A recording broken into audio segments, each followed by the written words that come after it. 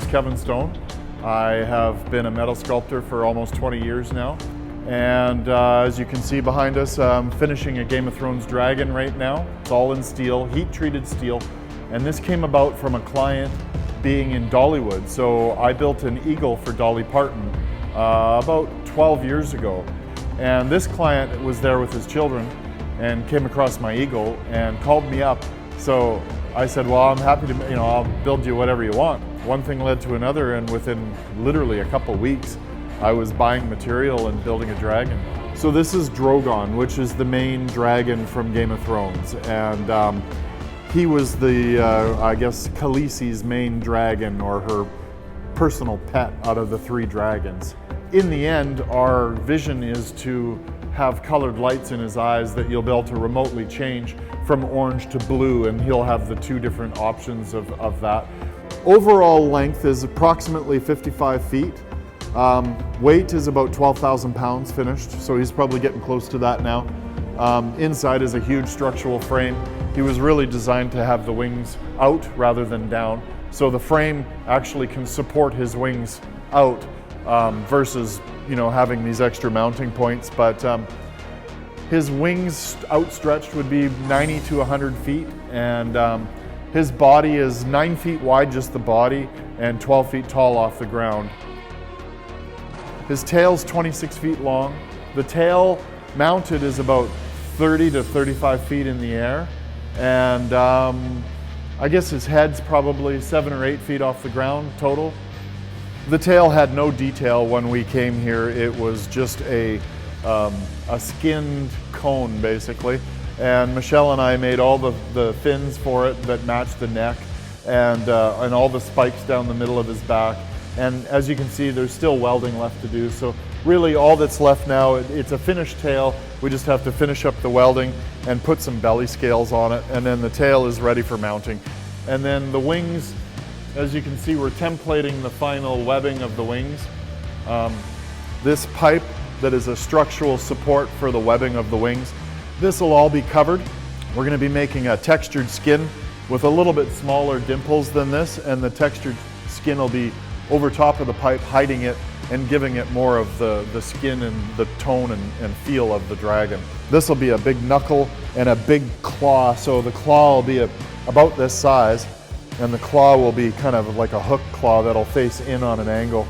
I'll make this out of 3 pieces, and it'll all be shaped and round and 3-dimensional, so like a big hook.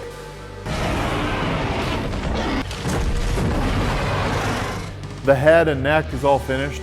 So we've been working on the shoulders. The shoulder is a complicated, probably one of the more complicated parts of the dragon. But once that's done, and I do the elbows, the wings are finished. This will actually have another webbing inside of here. So Drogon, when he bends his arms, you can see another web in here, which helps him fly and gives him some more wing support in his wings. These feet were quite complicated because underneath the feet is an 1.5 inch mounting base with all the holes that'll be anchored into concrete. I designed the feet over top of the base, but to be removable. So the feet unscrew and you can pull the feet off, they're hollow inside, and then you can access all the mounting points for the steel and the concrete.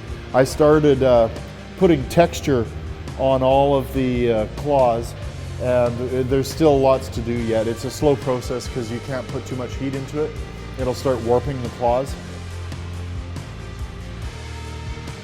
Inside his mouth you can see the 2 flame starters, and inside is the propane tube. It's a 3/4 inch tube where the main propane is launched from. So the head was a lot of work, really. This is all round bar, all tapered to make the horns, and then all the welding in here to fill it all in. And I was planning to just completely cover it in weld and not expose any of the round bar. But I thought once we got so far, the round bar actually kind of gave it some bone and texture to it. Each one of these horns, they're 3 feet long, and there's, I don't know, maybe 60 pieces of round bar plus all the welding. There's hundreds of feet of welding in each horn. Like it took so long to do, and pounds and pounds and pounds of wire. These are all heat treated round steel you know, all tapered into a point on a belt sander. And then I heated them up and hammered them into different bends and mounted them into different shapes. And you know, teeth sometimes have a lot more curve and texture to them, but the more I studied Drogon, the more his teeth were really just like needles. They just kind of stuck out everywhere, and there was no science behind it. They just kind of were random needles. So I tried to represent that as best I could in his teeth. Up inside of here is where the colored lights will be hidden. So they're flush mounted LED lights that change color, and they'll just glow. They basically will just give his eye a glow at night, and can be orange or blue. And I'm gonna polish the eye to a mirror finish. And then once the pupil is airbrushed in there, I'll probably clear coat it just to give it depth and a shine over top of it. Is this the coolest thing you've ever worked on? It definitely is. I mean, it's the most detailed project I've done. Not the most time consuming. My first dragon actually took longer because of the level of polishing.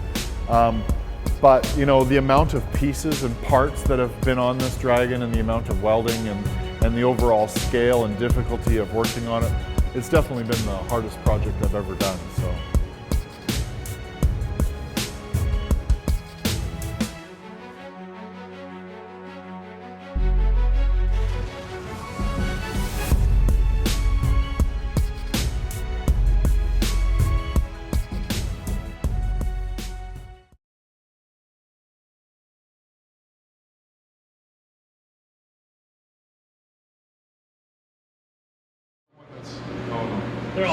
Just cut one off straight because it's going to butt up to it. The focus really, the main project right now is my big T-Rex. I knew timing wise that the skeleton that they're working on was about 4 months worth of work. We're going to try to shorten that time. And there's been a lot of changes that I've made as I've gone. But now I'm welding them all out. He's basically fabricated now. So I still have to weld everything out solid, and I might even come in and grind and smooth out a lot of the welds so you don't even see them and they just blend. So this is a big job. So we're making gums for the teeth. All of my hand forming, in the end, I like it to look like a casting, almost like bronze sculpture. So when you do all this hand shaping and forming, I'd like to get rid of all these welds and just make it look like the metal was shaped that way in the end, right? Even in here, I'm probably going to make the eyes. What I do is I take a piece of tubing and I cut this out and I put the tubing in there. And at the back of the tubing is a piece of mirrored plate. So when you look into the eye, you'll see yourself in the eye. It'll reflect back at you. So it looks pretty cool. So this is 9 feet long, 5 feet deep, and probably weighs maybe 500 pounds already.